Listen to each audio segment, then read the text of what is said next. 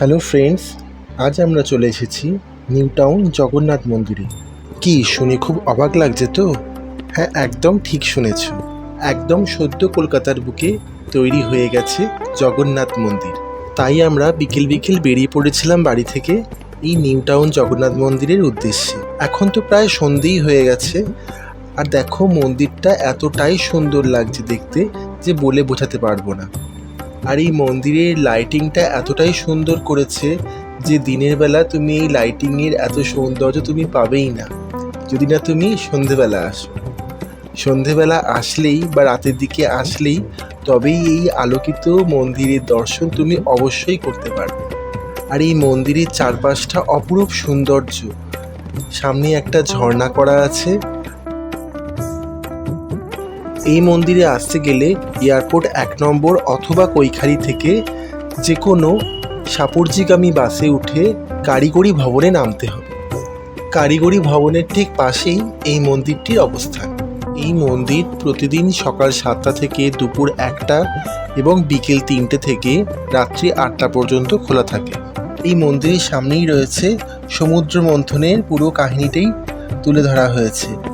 নারায়ণের প্রত্যেকটি অবতার এই মন্দিরে নির্মিত রয়েছে। এবার আমরা মন্দিরে প্রবেশ করলাম আস্তে আস্তে। মন্দিরের ভেতরে সাজসজ্জা এবং শিল্পকলা এতটাই নিখুঁত আর সুন্দর যে মন ছুঁয়ে যাবেই। আর এই মন্দিরের একদম সামনের ঠিক উপরেই রয়েছে নীলমাধব। এই মন্দিরে আসলে এক অসাধারণ অনুভূতি এবং শান্তি খুঁজে পাবে।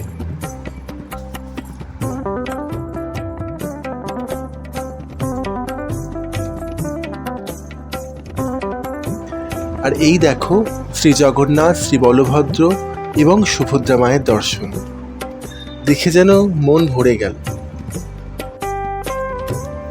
সদ্য কলকাতার বুকে জগন্নাথ মন্দির, তাও আবার এতটাই সামনে দেখতে পাবো ভাবাই যায় না। এই মন্দিরের ভেতরে 3টি গর্ভগৃহ আছে।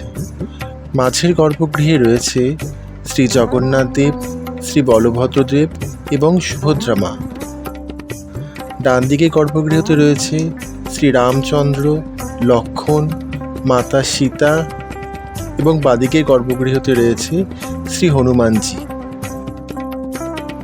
মন্দিরে আসতেই শ্রী জগন্নাথ দেবের প্রসাদ মিছরি আমাদের হাতে তুলে দিলেন এবং কপালে চন্দনের তিলক এঁকে দিলেন।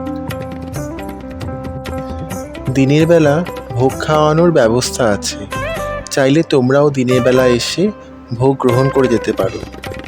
এই মন্দিরে আশেপাশে কোনো পুজোর ডালার ব্যবস্থা নেই, তবে যদি তোমরা পুজো দিতে চাও তাহলে বাইরে থেকে ফল মিষ্টি কিনে এই মন্দিরে পুজো দিতে পারো। এই মন্দিরে কীর্তনেরও ব্যবস্থা আছে।